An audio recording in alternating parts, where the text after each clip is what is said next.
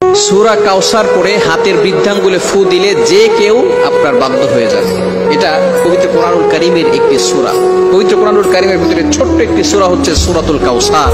অনেক সময় আমাদের স্বামী আমাদের কথা শোনে না। অনেক সময় কিছু মায়েরা, কিছু বোনেরা আমাদেরকে ফোন দিয়ে থাকেন, হুজুর আমার স্বামী পরকীয়ায় লিপ্ত হয়েছে, আমার স্বামী বিভিন্ন মেয়েদের সাথে কথা বলে থাকে।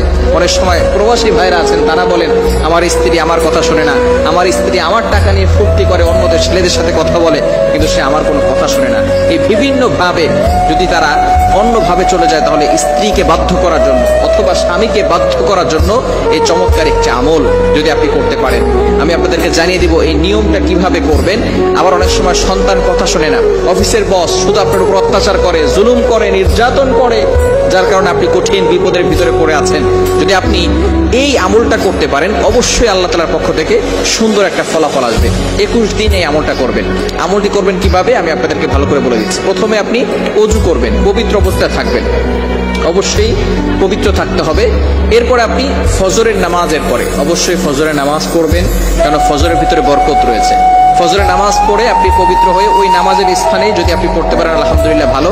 আর যদি সেখান থেকে উঠে অন্য কোনো কাজ করেন, তারপরে ওযু অবস্থায় যদি সেখানে বসেন, কোনো সমস্যা নাই, পড়তে পারবেন।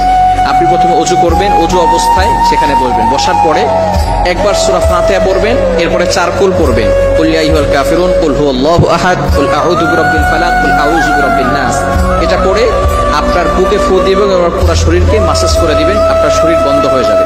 এরপরে আপনি 3 বার দুরূদ শরীফ পড়বেন। আমরা নামাজের ভিতরে যে দুরূদ শরীফ পড়ি, এই দুরূদ শরীফ 3 বার পড়তে হবে। এই দুরূদ শরীফ 3 বার বলার পরে এরপর আপনি আউযু বিল্লাহ বিসমিল্লাহ সহকারে সূরা কাউসার পড়বেন 21 বার। কতবার? সূরা কাউসার 21 বার পড়তে হবে আউযু বিল্লাহ বিসমিল্লাহ সহকারে। 21 বার পড়ার পরে আপনার এই বৃদ্ধাঙ্গুলটা এই যেখানে আমরা করবনি 1 2 3 একের জায়গায় রেখে এরপর আপনি এটাকে মুষ্টিবদ্ধ করবেন। এরপরে আপনি সূরা কাউসার 21 বার পড়ার পরে সেখানে ফু দিবেন। ফু দেওয়ার পরে যাকে আপনি বাধ্য করতে চাচ্ছেন হালাল ভাবে, অবশ্যই হালাল ভাবে হতে হবে, হারাম ভাবে করলে কিন্তু হবে না, অবশ্যই হালাল হতে হবে। যাকে আপনি বাধ্য করতে চাচ্ছেন তার নাম 7 বার করবেন এবং তার পিতামাতার নাম 1 বার করবেন, এবং আপনি মনে মনে চিন্তা করবেন যে আমি তাকে হালাল ভাবে বাধ্য করতে চাচ্ছি এবং কোরআনিক ভাবে তাকে বাধ্য করতে চাচ্ছি। এরপরে এভাবে অনেক সময় ধরে রেখে, কিছু সময় ধরে রেখে আপনি আবারও 3 বার দুরূদ শরীফ পড়বেন, তারপরে হাতটাকে ছেড়ে দিবেন। এরপরে আপনি আল্লাহ তাআলার কাছে দোয়া করবেন। এই আমল যদি আপনি করতে পারেন ইনশাআল্লাহ 21 দিন টানা আমল যদি করতে পারেন, অবশ্যই আল্লাহ তাআলার পক্ষ থেকে ভালো একটা ফলাফল আসবে।